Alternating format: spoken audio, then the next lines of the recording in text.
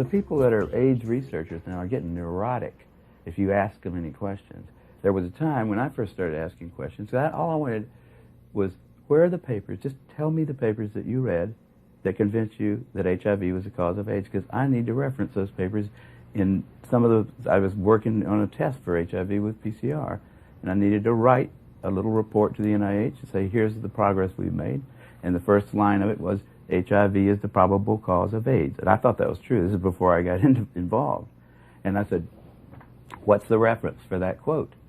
And I looked for it for about 2 or 3 years, and I never could find it. And by the end of 2 years, I'd ask everybody at every meeting that I'd gone to that talked about AIDS, I'd ask, you know, I'd look through every computer database.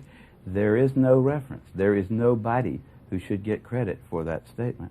Now, that's a pretty weird situation in science, where getting credit for a discovery is the most important thing in your life as a scientist. It's silly to hear people saying, you don't believe that HIV causes AIDS? You don't believe that?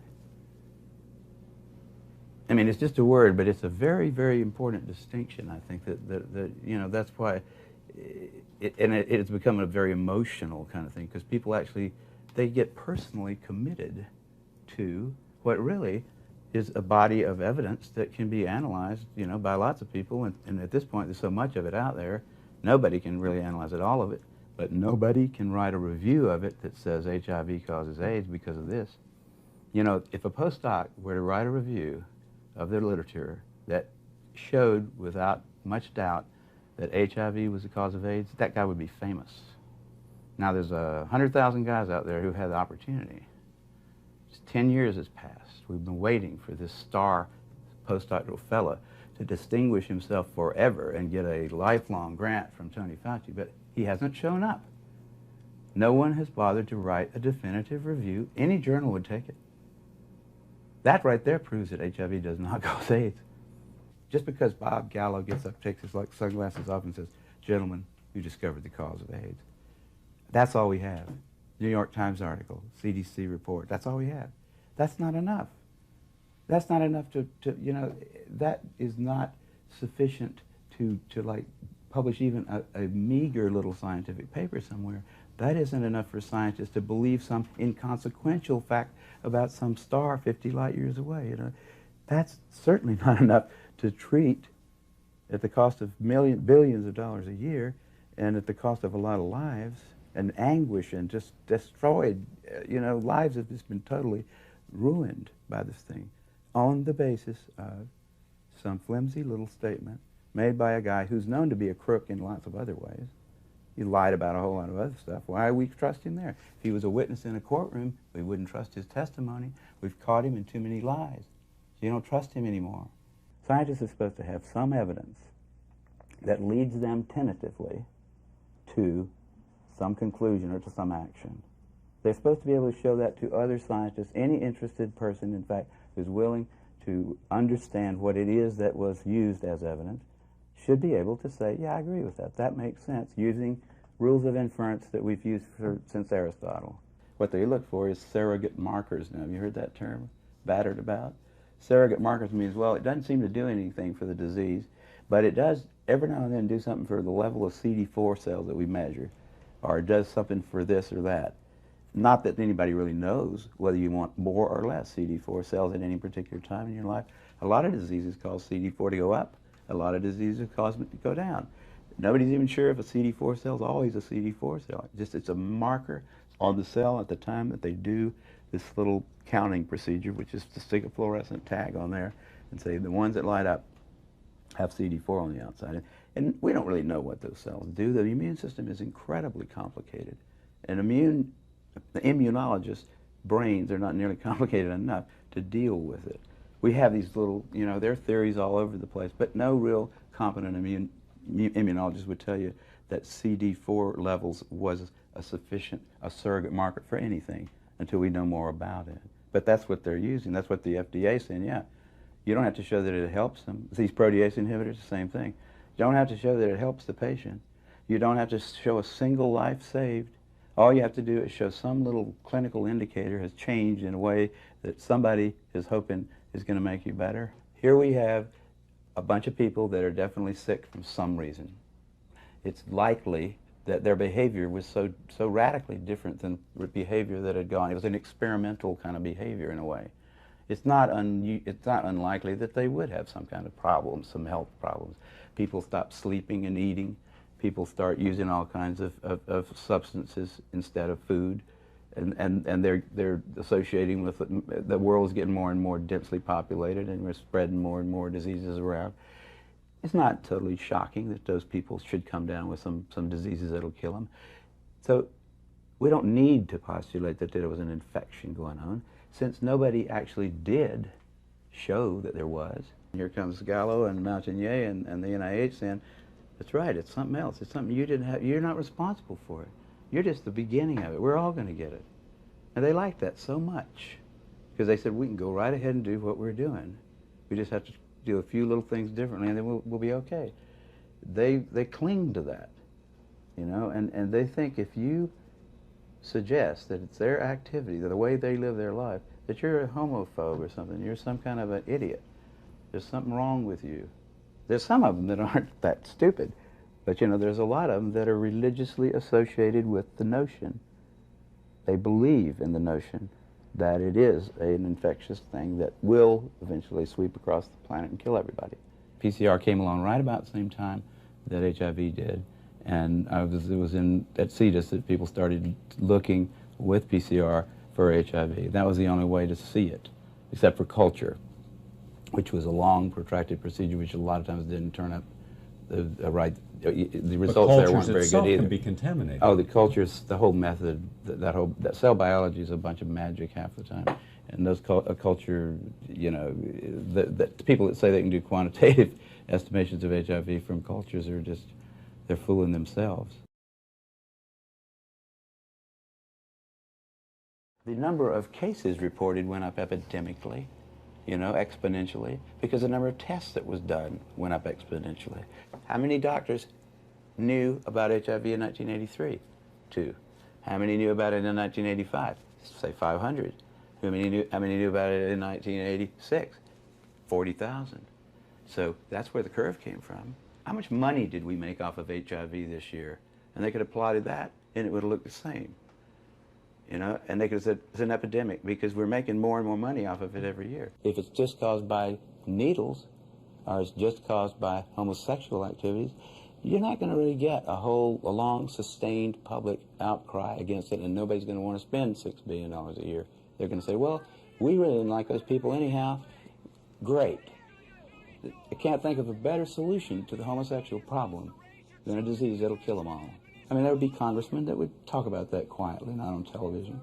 So the CDC had to say, we can't say that. We've got to say it's got to be heterosexually transmitted. There's no proof that it's transmitted at all at that point. So why not just say, well, it's heterosexually transmitted too? Because that made it a plague, and the CDC needed one. The CDC hadn't had a good plague since polio. Their funding was probably going to be cut back if they didn't come up with one. The guy that was the head of the CDC, in fact, wrote memos that have been obtained, you know, where he describes this as hot stuff. You know, those guys have got an agenda, which is not what we would like them to have, being that we pay for them to take care of our health in some way. The scientists are, like you say, they are considered the final arbiters of what's good for the planet or what's bad for the planet. And they hadn't got the slightest idea. Instead of wearing white robes, they wear white lab coats, you know.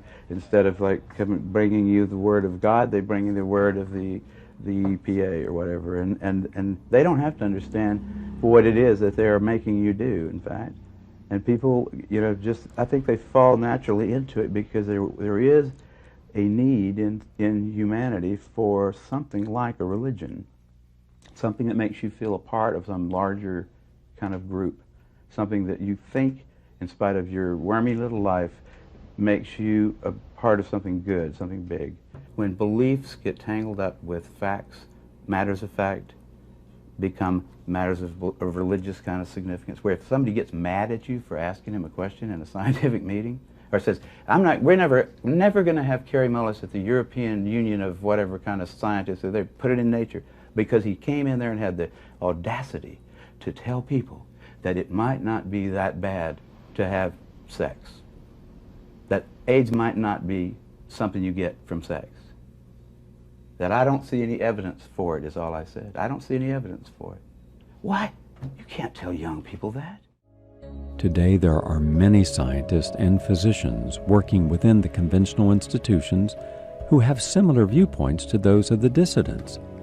Well, why don't they come out? Why don't they speak their minds? Is it possible that they take a look at what has happened when you do question the HIV equals AIDS equals death hypothesis? They've been suppressed. Dr. Peter Duesberg, noted scientist, was the main person in the line of fire.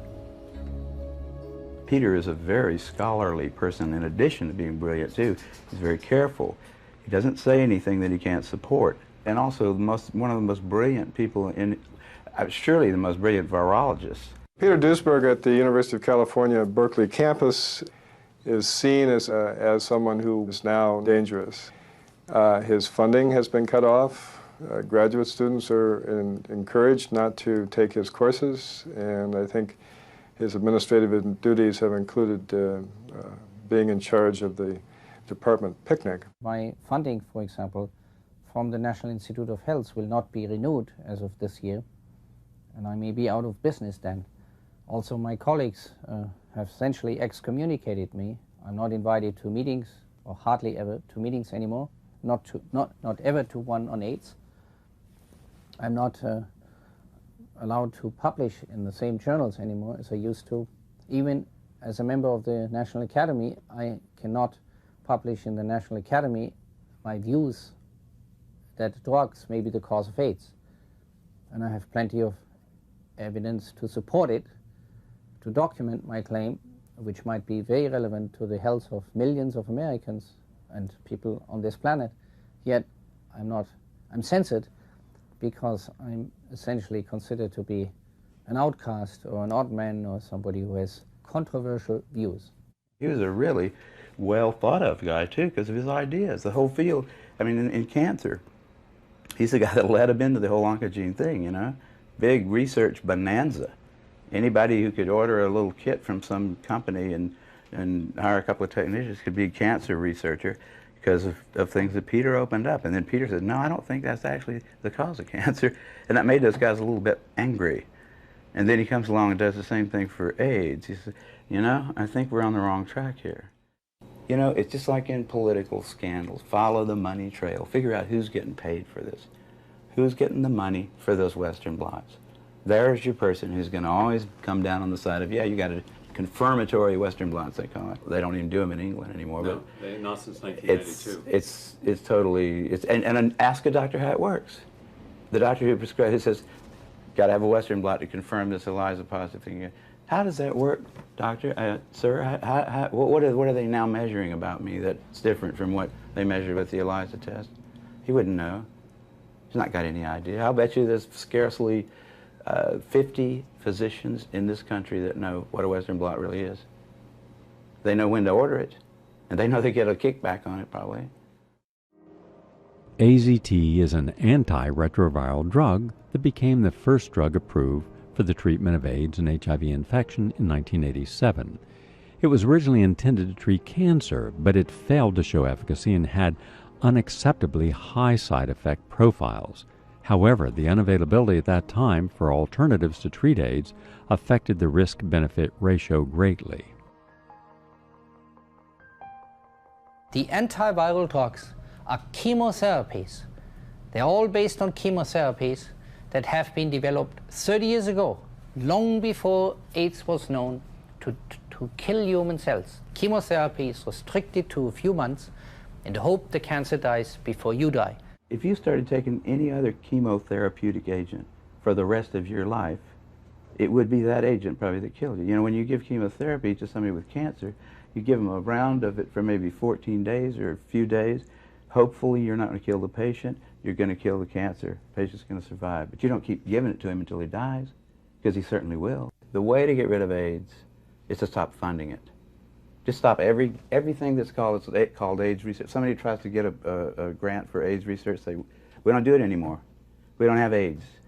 If you want to study pneumocystis carinii, we'll maybe look at your paper and see if you've got, you know, something to say about that. You want to study any one of those diseases by itself, try to cure it, we'll talk about that. the thing that I learned, like back in 1968 when I first published a paper by myself in Nature in a field that I had no expertise in at all, there are no old wise men up there at the top of science. Which I really did until 68. I would have thought, you know, if you try to publish a dumb paper in a journal like Nature, it won't get published. If you try to publish a good paper in there, like I later tried to publish PCR, the invention of PCR, in the same journal, and they didn't take it.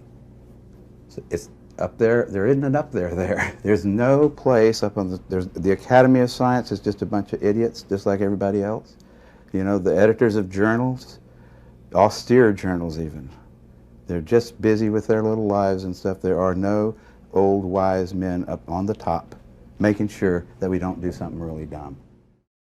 They are all prostitutes, most of them, my colleagues, to some degree, myself. You have to be a prostitute to get money for your research. You're trained a little bit to be a prostitute. But some go all the way.